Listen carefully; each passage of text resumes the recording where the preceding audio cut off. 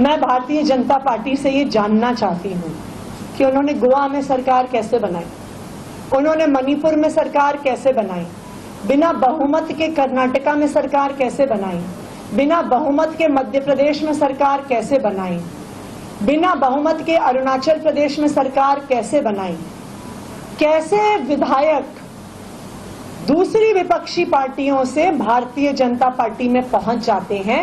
इस बात का जवाब भारतीय जनता पार्टी को देना पड़ेगा।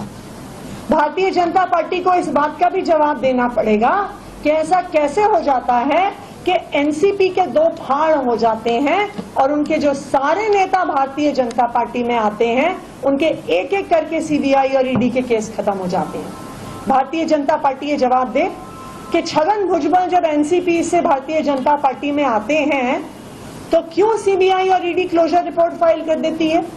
भारतीय जनता पार्टी इस बात का जवाब दे कि जब प्रफुल्ल पटेल भारतीय जनता पार्टी में आते हैं तो एयर इंडिया स्कैम के सारे मैटर्स का क्लोजर हो जाता है। भारतीय जनता पार्टी इस बात का जवाब दे कि अजीत पवार जब भारतीय जनता पार्टी में आ जाते हैं तो इकोनॉमिक ऑफेंसेस विंग उनके पत्नी उनके भतीजों के हो रहे उनके खिलाफ सारे केस बंद हो जाते हैं। तो operation lotus Bharatiya Janata party का जग जाहिर है। इस बात का जवाब आम आदमी पार्टी को नहीं देना, भारतीय जनता पार्टी को देना है कि बिना बहुमत पाए चुनाव में भारतीय जनता पार्टी अलग अलग राज्यों में सरकार कैसे बनाती है।